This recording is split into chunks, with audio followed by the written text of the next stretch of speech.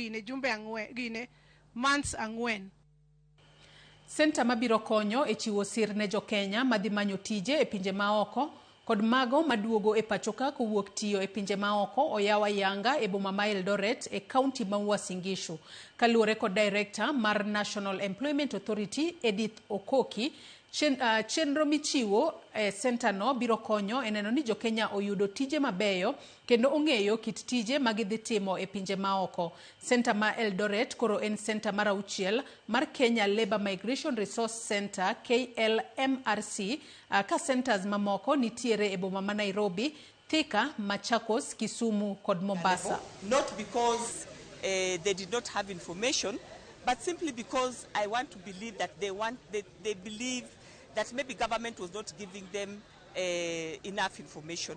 And that's why we are here to give you information, so that you now go with those agencies that are recognized. Kindly visit any of our offices. You can also call our toll-free line so that we can give you information on the right agency to use. Access to information is critical for the protection of migrant workers, and the ILO has been working on migration since its inception in 1919.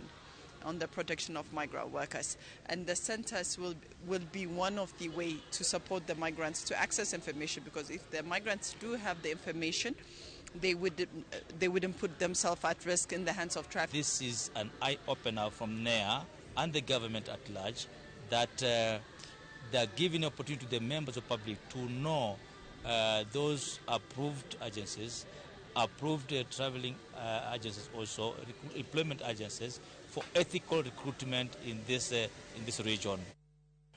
Jatend dini mar jowaindi Achra Shri Swamiji Maharaj ochopo e kaunti ma Mombasa kuma ochano timo limbe mare mar ndalo 5 e thuolo ni mar nyasi mar Disemba.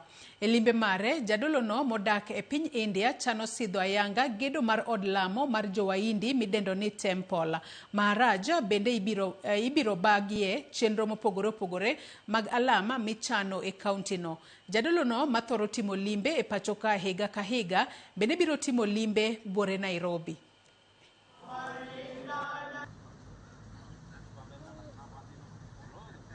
He comes here every year to bless the people and the land of Kenya. This time round he's also here for a special occasion. In Mombasa, we're going to do the groundbreaking ceremony of our temple in Nyali. And also in Nairobi, we're going to celebrate 25 years of our temple, new temple in Nairobi.